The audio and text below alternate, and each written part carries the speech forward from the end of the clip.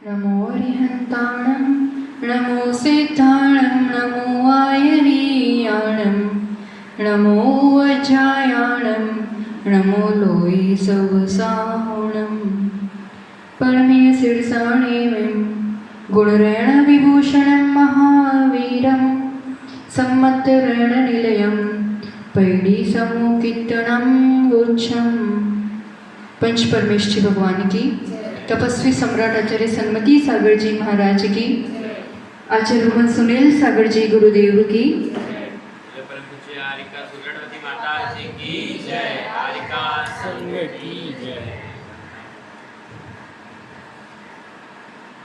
हम सभी मिलकर के आचार्यों की वाणी को सुन रहे हैं, समझ रहे हैं, थोड़ा चिंतन कर रहे हैं। लगता है हमें कि कभी कभी ऐसा एक लाचारी या एक बेचारापन, और कई लोग कहते हैं क्या करें, हमारे भाग्य में ही ऐसा लिखा है, हमारे कर्म ही ऐसे हैं। एक तो अपने कर्म स्वीकार करना ये तो बहुत बड़ी बात है, बाकी हम दूसरों को ही दोष देते हैं।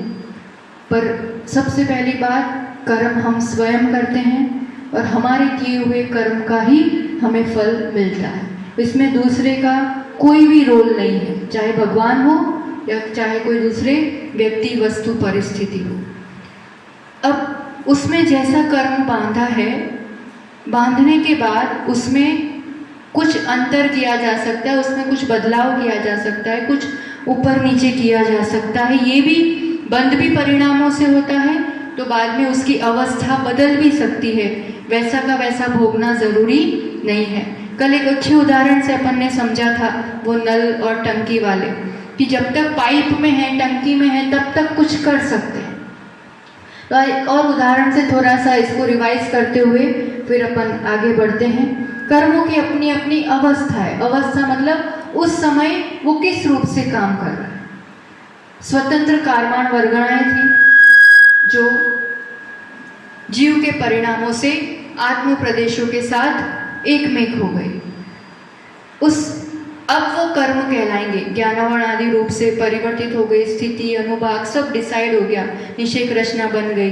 तो ये जो अवस्था है, सबसे फर्स्ट अवस्था कर्म की बंध अवस्था है ना। जैसे समझने के लिए कि कोई भैया जी आए और आपने, आज सोमवार है और आपने उनको निमंत्रण दिया कि रविवार को आप हमारे यहाँ भोजन करने ज़रूर आना। भैया जी ने भी हाँ बोल दिया, तो ये एक बंद हो गया, एक अपॉइंटमेंट हो गई कि रविवार को 10 बजे इनको भोजन के लिए जाना है। अब आज सोमवार से उस रविवार तक का बंद क्या हो गया कि रविवार 10 बजे जाना है, ये इस समय बंद हुआ, ये बंद कहलाएगा, जो डिसाइड हो गया। ठीक, अब ये सोमवार से अगले रविवार 10 बजे तक का समय क्या कहलाएगा? सत्ता। उदय में कब आना है, उसको भोजन कब करना है? कर्म का फल है भोजन करना, ठीक है, वो उसको निमंत्रण है। तो आज बंद किया, आज से रविवार तक का समय सत्ता कहलाएगी। जब तक वो फल नहीं दे रहा है, वो बीच का समय सत्व, वो भी एक अवस्था है, क्योंकि बंद हो गया, अब फल नहीं दे रहा है। तो कर्म कौन सी वाली अवस्था में है? सत्ता वाली अवस्था। अब मान लो वो रविवार को एग्जैक्ट 10 बजे जाते हैं, पहुंच जाते हैं भोजन के लिए, तो वो क्या कहलाएगा? उदय। जैसा बांधा था उसी समय उसी रूप से उदय आया। पर अब हुआ ऐसा कि वो बहन जी को तय हुआ कि रविवार को उनको बाहर जाना है, तो वो कहते हैं नहीं, आप शुक्रवार को आना, शुक्रवार को आप पधारना, ठीक है। तो अब भैया जी शुक्रवार को 10 बजे जाते हैं। समय क्या था? जब बंद किया था तब क्या समय बांधा था?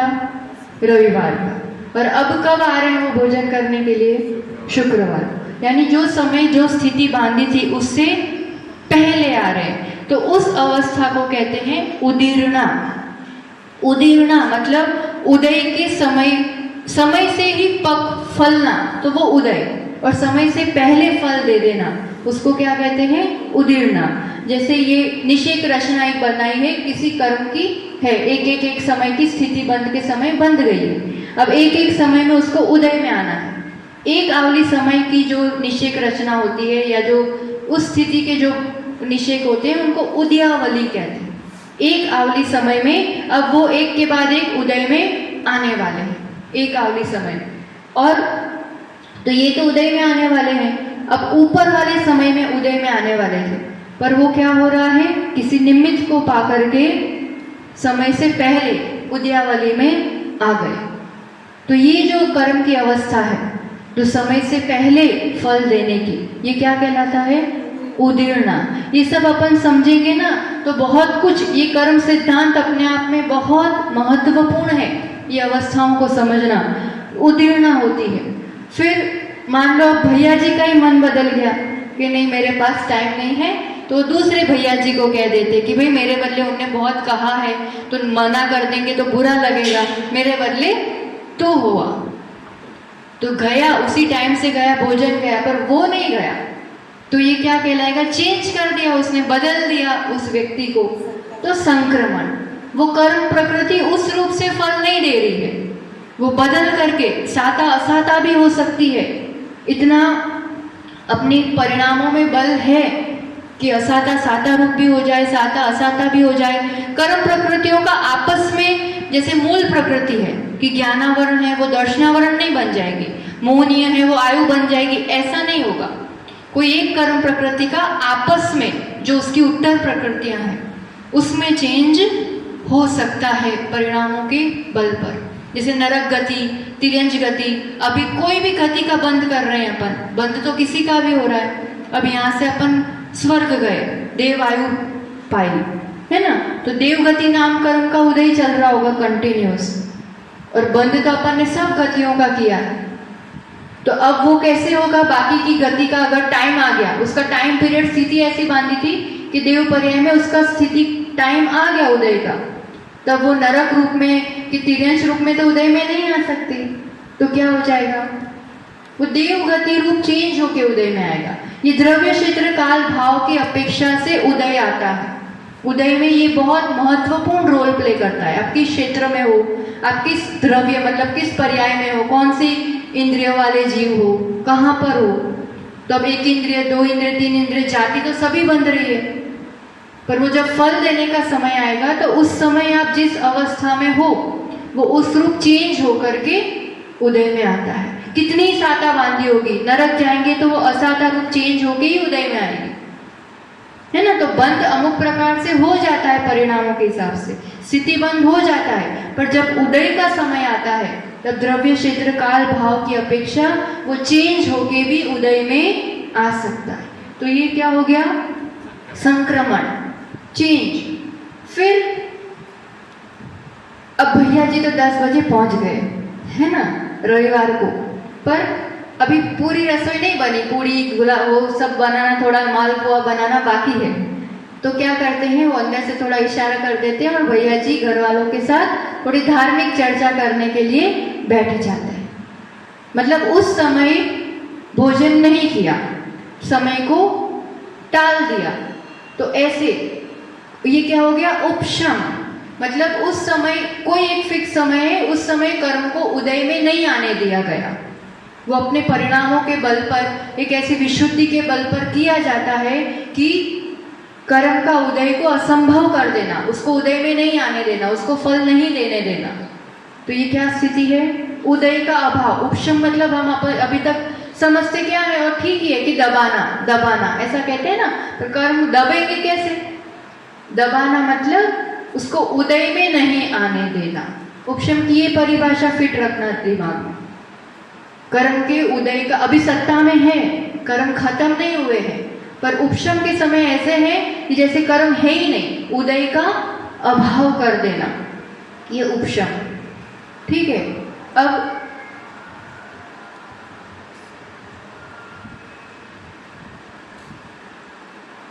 भैया जी जैसे शुक्रवार को आ गए थे तो उदीर्णा भी करी थी अपन ने, तो उसमें तो थोड़ा ऐसा भी हो सकता है कि 10 बजे के बदले 9 बजे आ गए, जल्दी ही आ गए।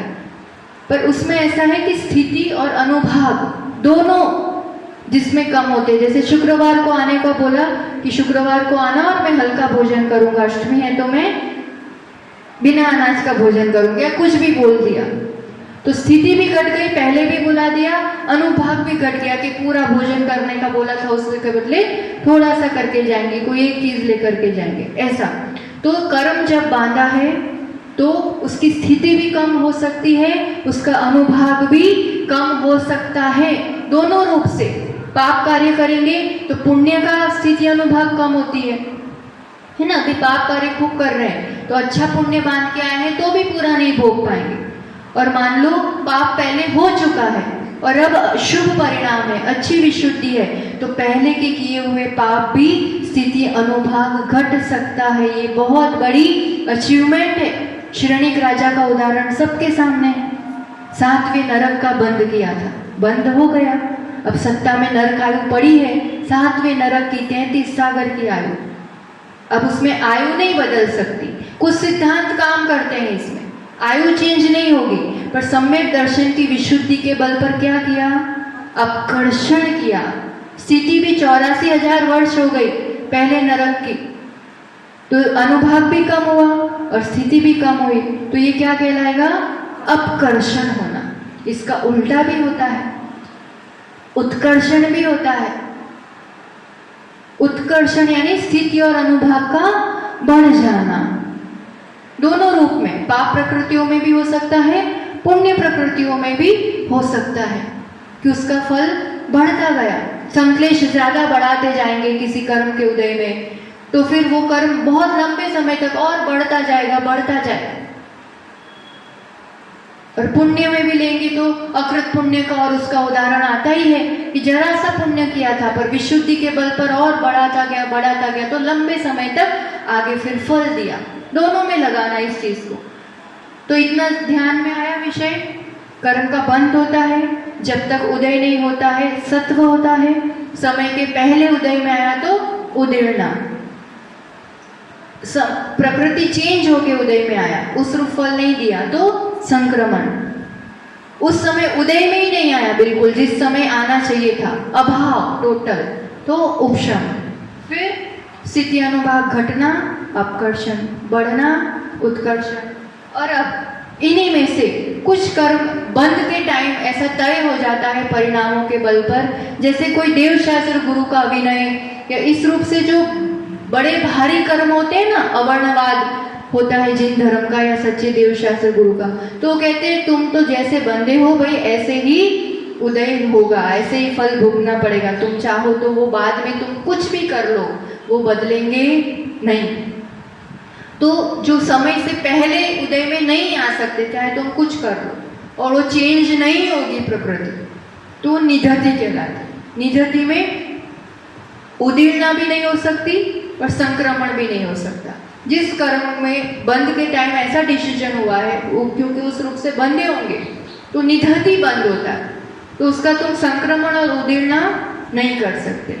और निकाचित बंध, अपन सुना भी है, ये सब शब्द कभी सुनने में आते हैं। निकाचित बंध मतलब कुछ नहीं, ना उदीर्णा, ना संक्रमण, ना अपकर्षण, ना उत्कर्षण, कुछ भी नहीं कर सकते। जैसा है उस समय से उसी रूप से उसको भोगना पड़ेगा। तो ये कर्म की अपनी अवस्थाएं हैं। फिर एक होता है उद्याभावी क्षय। कल अपन ने शोभशम में इसको थोड़ा सा समझा था, है ना। उद्याभावी क्षय में कैसे लेंगे, भोजन करने तो भैया जी आ गए, 10 बजे बोला था, बेचारों ने बहुत निमंत्रण दिया था तो गए, पर अस्वस्थ थे तो भोजन नहीं किया। समझ में आया। उदय की अपेक्षा अक्षय, उदय तो हो गया क्योंकि भैया जी गए वहां पर, उदय हुआ, वो कर्म प्रकृति अपने समय पर उदय में आई, है ना, पर क्षय भी हो गया, आत्म प्रदेश से वो अलग भी हो गए, पर उदय की अपेक्षा अभाव, वो उस रूप से उदय में नहीं आया। भैया जी पहुंच गए, बस भोजन तो नहीं किया, कर्म उदय में आ गए, पर उस रूप से सर्वघाती पने से उदय में नहीं आए। जैसा उसको काम करना चाहिए था, जैसा फल देना चाहिए था, वैसा उसने फल नहीं दिया।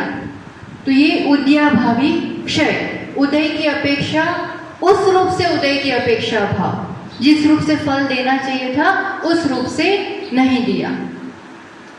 देशघातीपना, तो एक देशघात होगा उदय आते टाइम, अनुभाग कैसा होगा, कम होगा। अगर देशघाती क्षय हो रहा है, देशघाती पने से उदय में आ रहा है, तो लता रूप और एक भाग दारू रूप। कल देखा था ये विषय, जो कर्म परमाणु का अनुभाग शक्ति लता है और दारू का एक ही भाग लेना है, तो उतना जो है वो देशघाती पना कहलाता है। पूरा लता और दारू का एक भाग, और फिर दारू का बहुभाग अस्थि और शैल, ये पूरा क्या कहलाता है? सर्वघाती पने से। मतलब कोई सर्वघाती स्पर्धक है तो अस्थि शैल ऐसी शक्ति होगी, कोई देशघाती स्पर्धक है तो लता जैसी शक्ति होगी उसकी, है ना। और कोई सर्वघाती देशघाती पने से उदय में आ रहे हैं।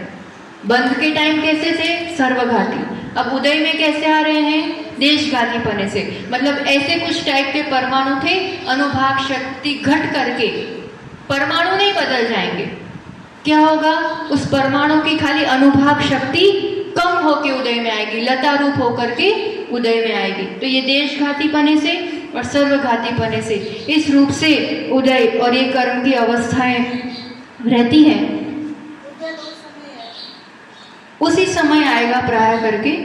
उदीर्ण आदि होती है तो भी हो सकता है, उसको अपन आगे और भी जो गुणस्थान की चर्चा होगी उसमें समझेंगे, पर ये शब्द से अपन ध्यान होना चाहिए कि इसी रूप से भी कर्म में परिवर्तन होता है, अवस्थाएं इसकी होती है।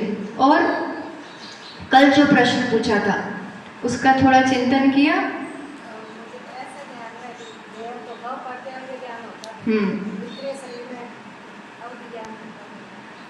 होता तो है, पर वो काम करना कैसे शुरू कर दिया उसने?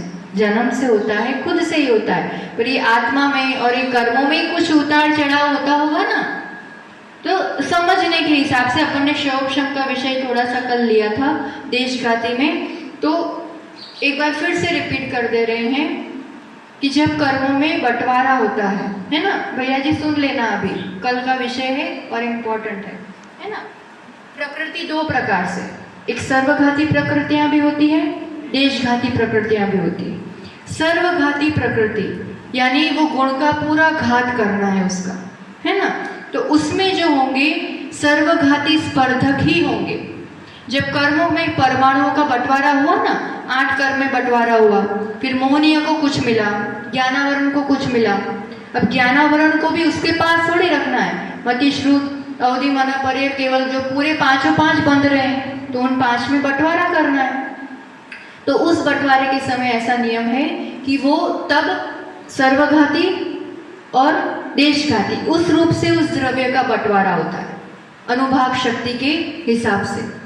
तो अब 2 प्रकार का द्रव्य है या 2 प्रकार के स्पर्धक है, सर्वघाती स्पर्धक भी है, देशघाती स्पर्धक भी है। और प्रकृतियां पूरी 5 है ना। मति श्रुत अपन ज्ञानावरण की बात करें तो, मोहनीय की बात करेंगे तो पूरी 26 जो बंध रही है उसमें बंटवारा होना है, जो बंध रही है उस टाइम उसमें। तो मति श्रुत ज्ञान अवधि मना पर्य केवल ज्ञान, तो सर्वघाती द्रव्य है। अब इसमें से सर्वघाती प्रकृति कौन सी है? केवल ज्ञानावरण एक ही है। तो सर्वघाती द्रव्य किसको जाएगा? केवल ज्ञानावरण को तो जाएगा। देशघाती प्रकृति के पास जाएगा कि नहीं जाएगा? तो जाएगा।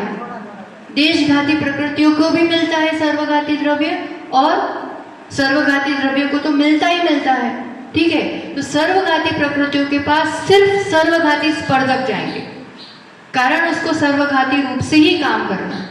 पर देशघाती प्रकृतियां जितनी भी है उनके पास देशघाती का द्रव्य तो पूरा ही जाएगा, और सर्वघाती में से भी कुछ अंश जाता है। कहने का तात्पर्य, देशघाती प्रकृति के पास दोनों तरह के स्पर्धक होते हैं, और सर्वघाती प्रकृति के पास सिर्फ सर्वघाती स्पर्धक होते हैं। तो अब इसमें इस रूप से क्यों होता है? तो कल समझा था ना, क्षयोपशम, क्षयोपशम की अवस्था बनाने के लिए, क्षयोपशम यानी जिस अवस्था के कारण अपन ने सुना है कि इनका ज्ञान का क्षयोपशम बहुत अच्छा है, मतलब उनका गुण ज्यादा अच्छे से काम कर रहा है, आवरण उनका थोड़ा सा कम है, सर्वघातीपना तो नहीं है, देशघातीपने में भी अच्छा काम हो रहा है। तो देशघाती प्रकृतियां जो हैं, जो अपने ध्यान दर्शन सुख वीर्य 4 जो गुण है ना, चारों गुण कुछ अंश में प्रकट रहते ही हैं हमेशा, है ना। अभाव बिल्कुल टोटल अभाव होता है नहीं होता, कुछ अंश में प्रकट रहते हैं, मतलब उनका हमेशा क्षयोपशम बना रहता है। क्षयोपशम बना रहेगा तो ही कुछ अंश में गुण प्रकट होगा। सीधा सर्वघातीपने से उदय होगा तो कर्म सर्वघाती रूप से रहेगा, पर इसमें देशघाती और सर्वघाती दोनों प्रकार से इसलिए ही होता है क्योंकि गुण को कुछ अंश में प्रकट रखना है, तो देशघातीपना तो चाहिए ही पड़ेगा। जैसे अपन देशघाती प्रकृति इसमें सर्वघाती स्पर्धक भी है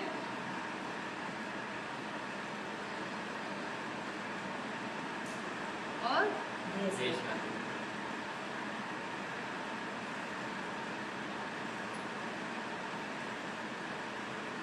ठीक है, अब जिस समय जिसका उदय होना है, जैसे मति ज्ञान श्रुत ज्ञान हमेशा ही उदय बना रहना है, कम ज्यादा होगा पर हमेशा बना रहेगा। ठीक है, तो अब इसमें सर्वघातीपने की क्यों जरूरत है, और देशघातीपने तो रहेगा ही देशघाती में, पर इसकी क्यों जरूरत है, क्योंकि पर्यायों की अपेक्षा अलग अलग रहता है। जैसे एकदम निम्न पर्याय है, पेड़ पौधे हैं, निगोरिया जीव है, उनमें बिल्कुल अल्प ज्ञान प्रकट रहता है। तो अब देशघाती में भी कैसा रहेगा, एकदम दारू वाला और एकदम इस तरफ का जो, हाँ ये दारू वाला और इस टाइप का रहेगा। और सर्वघातीपने का तो उद्याभाविक क्षय हो गया मान लो थोड़ा सा, पर देशघातीपने से इसमें फर्क लाना है, क्योंकि जीवों के हिसाब से कितना गुण प्रकट है और कितना गुण प्रकट नहीं है। अब जैसे अवधि ज्ञान की अपन बात करिए, मति ज्ञान श्रुत ज्ञान तो फिर भी थोड़ा प्रकट रहना ही है, बस अनुभाग का फर्क रहेगा सबका। अब अपन अवधि ज्ञान की बात करें तो अवधि ज्ञानावरण कर्म प्रकृति कैसी है, देशघाती है। ठीक है, पर वो ऑल टाइम वो गुण प्रकट रहता है। ज्ञान गुण होना अलग बात है, वो मति ज्ञान श्रुत ज्ञान है जो हमेशा रहता है, अवधि ज्ञान हमेशा रहता है नहीं रहता है। और कर्म प्रकृति कैसी है, वो देशघाती। सर्वघाती होती तो ठीक है, सर्वघाती जैसे केवल ज्ञानावरण का उदय उदय चल रहा है सर्वघातीपने से, वो एक अंश भी प्रकट नहीं है। अब अवधि ज्ञान ले लेंगे तो कभी कभी तो प्रकट होता है और कभी कभी बिल्कुल नहीं होता है, जैसा अभी अपन को बिल्कुल नहीं है ना। और अब समाधि हुई, देव बने, आधे घंटे में हो जाएगा अवधि ज्ञान, तो कैसे फर्क पड़ता है। तो इसमें दोनों प्रकार के स्पर्धक है ना, इसलिए जैसे अभी अपने लिए सर्वघाती स्पर्धकों का उदय चल रहा है, तो बिल्कुल इतना सा भी अवधि ज्ञान नहीं हो सकता है। और जैसे पर्याय चेंज हुई और वहाँ जन्म से ऐसा एक उसकी एबिलिटी है, उसका वो गुण है कि उसको होगा, मतलब फिर वो देशघाती बने से उसका उदय प्रारंभ होगा, तो उस अंश में वो गुण अवधि ज्ञान का प्रकट रूप होगा। इसलिए ये व्यवस्था होती है कि हमेशा वो गुण होगा ही जरूरी नहीं है, तो जहाँ वो गुण नहीं होना है, अभी मनोपर्याय ज्ञान का कैसा उदय है अपना, अपन कहते हैं कि देशघाती प्रकृति है तो कुछ अंश में तो गुण होना ही होना चाहिए, क्योंकि देशघाती का मतलब ही ये है कि वो एक देश गुण का घात करता है, तो फिर तो अवधि ज्ञान मनोपर्याय ज्ञान सब हमेशा हो जाएगा। पर ऐसा नहीं होता है ना। चक्षु दर्शन चक्षु दर्शन ले लो, ठीक है, अब अचक्षु दर्शन तो सबको होगा, पर पेड़ पौधों को चक्षु दर्शन होगा, वो कैसी प्रकृति है, देशघाती है। हाँ, पर प्रकृति तो देशघाती है ना, इस प्रकृति को दोनों स्पर्धक देना क्यों जरूरी है, ये बात बता रहे हैं हम। ये प्राय करके कहीं एक्सप्लेन नहीं किया जाता, ये हम अपने चिंतन से इस रूप से आपको बता रहे हैं कि देशघाती में दोनों स्पर्धक है, इतना आएगा हर किताब में। पर क्यों ऐसा, क्यों कारण क्या बना, बाकी देशघाती को सिर्फ देशघाती देते, सर्वघाती को सर्वघाती स्पर्धक देते, क्योंकि इनमें जो जो प्रकृतियां आ रही है इनमें हमेशा इनका उदय हो ही, हमेशा उसका विद्यमान हो उसका गुण, वो ऐसा जरूरी नहीं है। जैसे चक्षु दर्शनावरण पेड़ पौधों को है, थोड़ा सा भी प्रकट है नहीं है ना, चक्षु है उन्हीं के लिए चक्षु दर्शनावरण है, तो फिर उस समय उनको क्या होगा, तो उनके लिए फिर उसका अभाव करना है, उस गुण का कंप्लीटली गुण का अभाव नहीं होता है। अचक्षु दर्शनावरण की अपेक्षा दर्शन गुण थोड़ा है, पर चक्षु दर्शनावरण की अपेक्षा वो गुण नहीं है, तो उस समय उन लोगों के लिए सर्वघाती स्पर्धक का फिर मच्छर बन जाएंगे, या मक्खी बन जाएंगे, तो फिर देशघातीपने से उदय प्रारंभ हो जाए। समझ में आ रहा क्या विषय कहना चाह रहे हैं? तो कुछ गुण, उसमें से कुछ प्रकृतियां इस रूप से होती है कि कभी वो गुण विद्यमान हो कुछ अंश में, कभी नहीं हो। तो नहीं है कारण उस समय उसकी अवस्था ऐसी है। तो हमने कहा ना, द्रव्य क्षेत्र काल भाव की अपेक्षा उदय आता है, तो वहां की द्रव्य उसका ऐसा है कि सर्वघातीपने से उदय आएगा। फिर मुनिराज तपस्या करके विशुद्धि बढ़ा के, अगर विशुद्धि बढ़ाए तो फिर वो सर्वघातीपना देशघातीपने में बदल जाएगा। अगर चौथा काल होगा, वो काल भी काम करेगा, अभी चाहे कितनी विशुद्धि बढ़ा ले नहीं होगा। तो विषय समझ में आया? तो क्षयोपशम की अवस्था घातिया कर्मों में ही होती है, अघातिया में नहीं होती है, क्योंकि अघातिया में कुछ कुछ अंश में गुण प्रकट हो, ये सब व्यवस्था है ही नहीं। वहां कर्म का उदय है और लास्ट में कर्म का अभाव है। गुण वहां बिल्कुल भी अव्यवाद अवगाहनत्व गुण प्रकट होते ही नहीं है जब तक कर्म है। तो वहां उदय और क्षय दो ही अवस्था है ना? या उदय, उपशम, क्षयोपशम, ये सब अवस्थाएं किसमें बनती है? घातिया कर्मों में। ठीक। और इस कर्म सिद्धांत की और एक बात अपन समझे, फिर समय रहेगा तो गुणस्थान लेंगे, नहीं तो कल। अब अपने मन में कई बार एक प्रश्न ऐसा आता है, अपन तो धर्म ध्यान में श्रद्धा भी रखते हैं और करते भी हैं, पर कई बार युवा पीढ़ी को और बच्चों को समझाने के लिए या उनके मन में आता है कि वो तो बिल्कुल मंदिर तक नहीं जाता, गुरुओं के पास नहीं जाता, कुछ भी नहीं करता, आराम से खा पी रहा है, करोड़ों कमा रहा है, गाड़ियों में घूम रहा है, ऐश कर रहा है, और हम इतना धर्म ध्यान करते हैं तो भी संघर्ष ही संघर्ष आते हैं जीवन में। आता है ये प्रश्न कभी कभी। तो अब उसमें और एक प्रश्न, पुण्य और पाप का अकाउंट सबका चल रहा है, कोई सिर्फ पुण्य भी नहीं कर रहा है, कोई सिर्फ पाप भी नहीं कर रहा है। मनुष्य पर्याय में है तो किसी ना किसी रूप से कम ज्यादा हो सकता है, अनुभाग में फर्क हो सकता है, कषाय में उतार चढ़ाव हो सकता है, दोनों चल रहा है। ठीक। अब कोई इस रूप से जीवन जी रहा है, जैसे बड़े बड़े नेम फेम वाले हैं, सेलिब्रिटीज है, कुछ ना कुछ तो पुण्य है ही। तभी अभी हमको बताया इन लोगों ने कि कोई ट्राइबल, मतलब वो उनमें से कोई प्रेसिडेंट बन गया है ना। अब वो ऐसी पर्याय है, सब चीज है, पर कुछ तो पुण्य की, एक सांसारिक रूप से तो पुण्य ही कहा जाएगा ना कि ऐसा अवस्था मिली। अब वो जो कुछ भी कर्म कर रहे हैं अभी, ठीक है, अब अभी पाप हो रहा है ज्यादा, थोड़ा पुण्य हो रहा है, जो भी काम हो रहा है, तो कोई जीव इस रूप से है कि वो नरक जाएगा, और कोई जीव इस रूप से पुरुषार्थ कर रहा है तो स्वर्ग जाएगा। अब नरक जाएगा तो वहां तो असाता ही असाता होंगी, पाप ही पाप होंगे। तो यहाँ थोड़ा बहुत समाज सेवा की, थोड़ा डोनेशन किया, थोड़ा जो पुण्य किया, वो कहाँ जाएगा? और अभी जो धर्मात्मा है, जो पुण्य भी कर रहे हैं और गृहस्थी के हिसाब से थोड़ा पाप भी हो जाता है, स्वर्ग जाएंगे तो वहां तो पुण्य ही पुण्य है। तो यहाँ का किया हुआ पाप कहाँ जाएगा? उसका भी तो स्थिति अनुभाग पड़ा ना, समय पे वो भी तो उदय में आना चाहिए। तो अब ये अपन को अभी तक अपन ने जो समझा ना, उसी से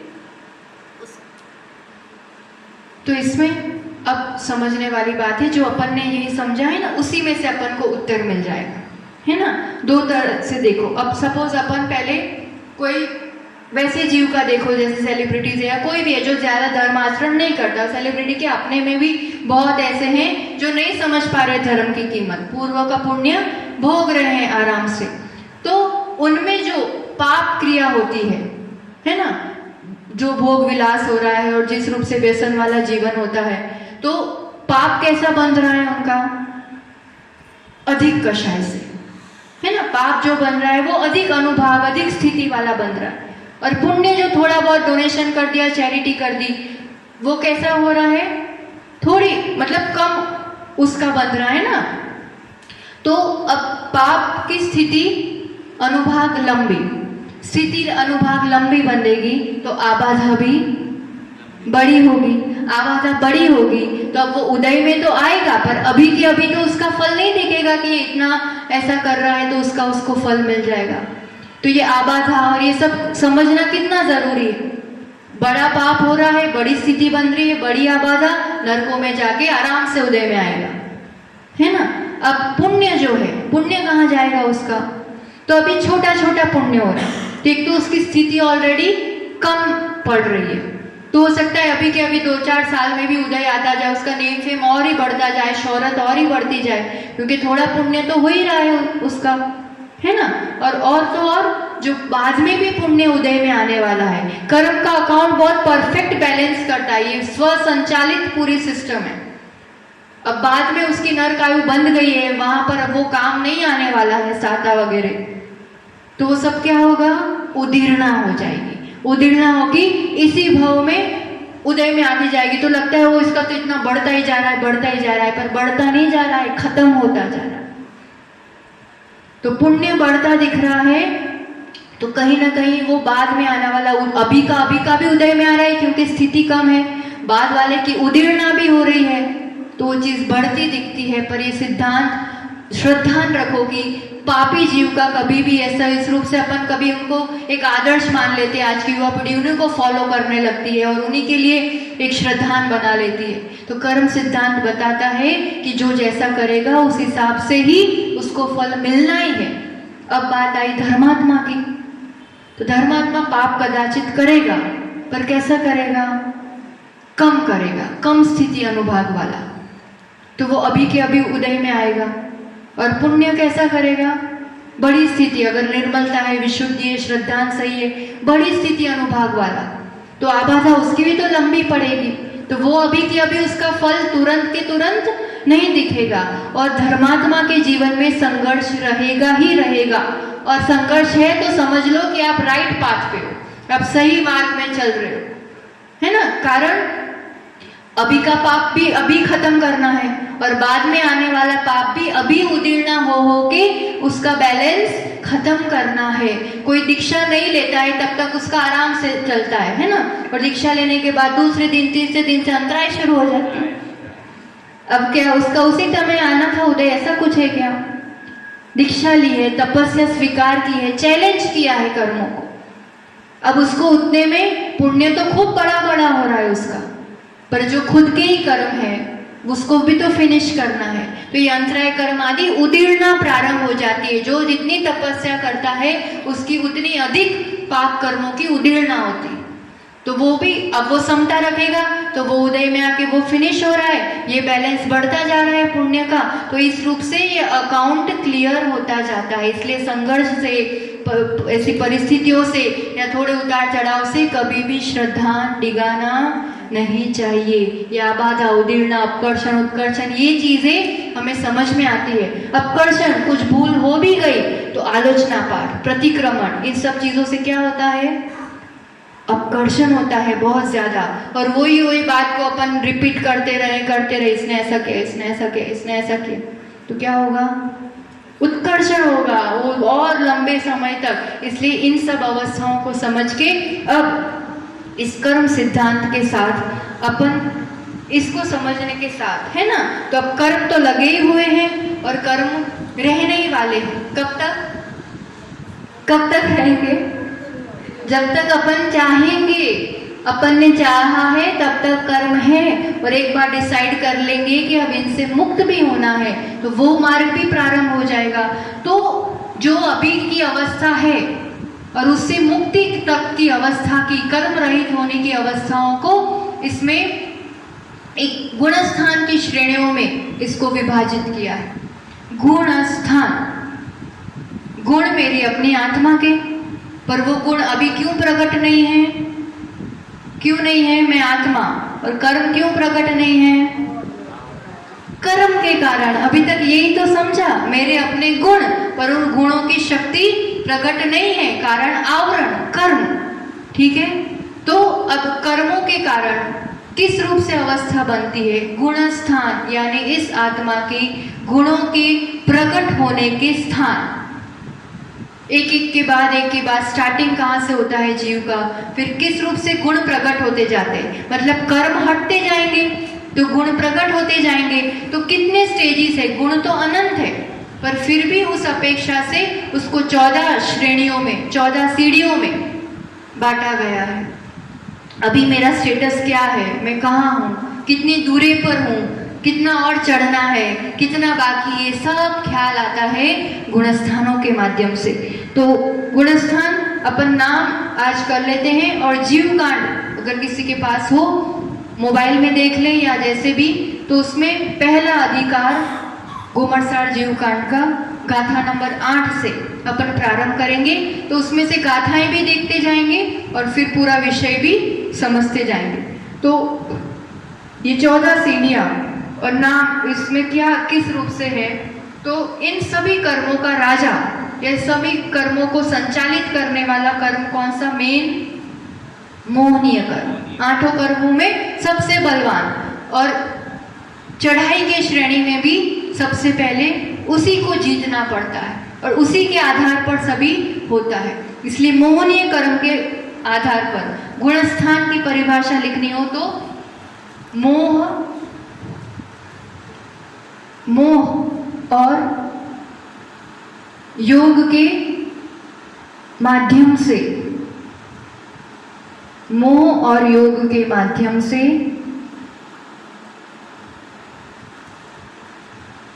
आत्मा के परिणामों में जो उतार चढ़ाव होता है उसे गुणस्थान कहते हैं। अब इसमें लगेगा कि गुणस्थान क्यों नाम दिया है, बात परिणाम की हो रही है, तो अपने लिए समझने के हिसाब से लिख लो कि आत्मा के गुणों के प्रकट होने के स्थान को गुणस्थान कहते हैं। गुणों के प्रकट होने के स्थान, तो गुण अब तक प्रकट क्यों नहीं है, कर्म के कारण, और कर्म जाते जाएंगे तो गुण प्रकट होते जाएंगे। तो उसमें सबसे मुख्य रोल रहता है मोहनीय कर्म का। ये पूरा जो आधार बना है, अपन अब एक यात्रा शुरू कर रहे हैं मोह से मोक्ष की ओर। मोक्ष यानी कर्म से रहित अवस्था, मोह यानी 8 कर्मों के सहित इस जीवात्मा की अवस्था। अब कोई भी जीव जो होता है, हमेशा से जो जीव है कर्म सहित अवस्था में, तो स्टार्टिंग से वो मोह दशा में ही है, अनादि से, और मिथ्यात्व में ही है। एक एक नाम आज कर लेते हैं कि कौन सी 14 सीढ़ियां हैं, किससे गुजरना है, क्या नाम दिए हैं आचार्य भगवंतों ने। मिथ्यात्व यानी मिथ्या तत्व बुद्धि है, जिसकी दृष्टि मिथ्या है, तो वो मिथ्यात्व गुणस्थान में, जिसमें हमेशा से है। अब कर्म की अपेक्षा से गिनेंगे तो मिथ्यात्व कर्म के उदय से जो गुणस्थान होता है वो मिथ्यात्व गुणस्थान। उसके बाद शब्द शब्द देख रहे हैं अपन, मीनिंग क्या होता है। दूसरे गुणस्थान का नाम है साधन, यानी स प्लस असाधना। असाधना होती है उसमें किसकी, सम्यक दर्शन की। तो सम्यक दर्शन की असाधना से जो गिरते समय एक अवस्था बनती है वो साधन। फिर मिश्र सम्यक परिणाम भी है, मिश्र परिणाम, मिथ्यात्व परिणाम भी है, दोनों तरह के परिणाम होते हैं, वो मिश्र गुणस्थान तीसरा। और चौथा अविरत सम्यक दृष्टि। अब इसमें कुछ अलग हुआ, अब मिथ्यात्व था, यहाँ कुछ अलग था, अब सम्यक है उस जीव को, पर अविरत, विरत यानी व्रत, अविरत यानी व्रत नियम संयम नहीं है, और सम्यक दर्शन है। यहाँ तक के जो गुणस्थान है 1 से 4 तक, वो दर्शन मोहनीय कर्म की अपेक्षा से बनते हैं।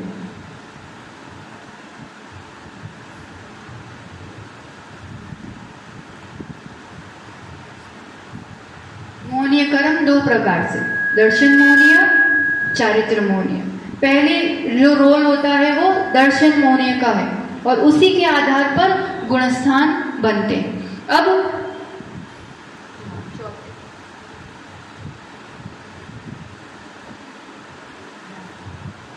अब आगे व्रत आएंगे, तो व्रत आएंगे तो ये चारित्र का मार्ग आएगा, तो देश विरत यानी एक देश संयम व्रत जिनको होते हैं वह गुणस्थान।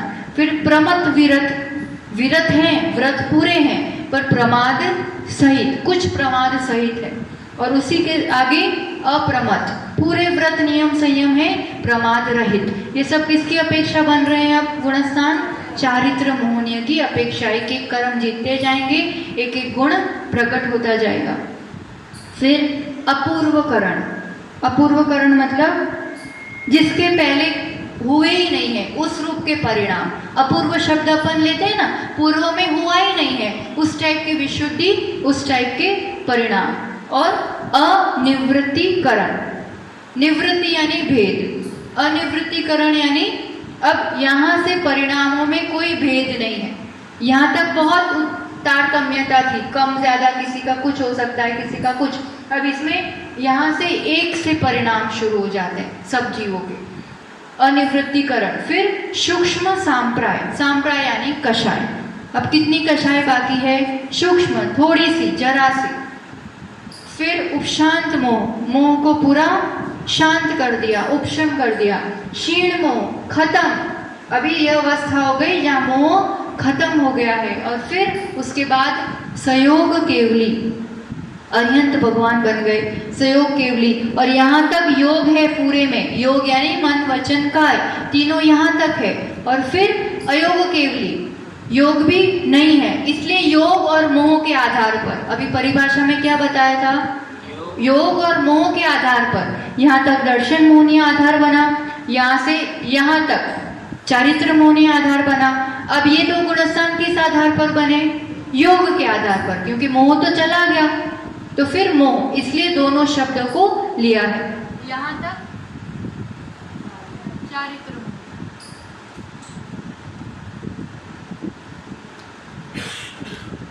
और ये होता है योग के आधार। इस रूप से और इस गुणस्थान को पार किया कि मोक्ष प्राप्त हो जाता है, हमेशा हमेशा के लिए एक परम आनंद की अवस्था। तो इस यात्रा को अपन कल से प्रारंभ करेंगे, जीवकांड गाथा नंबर 8 से।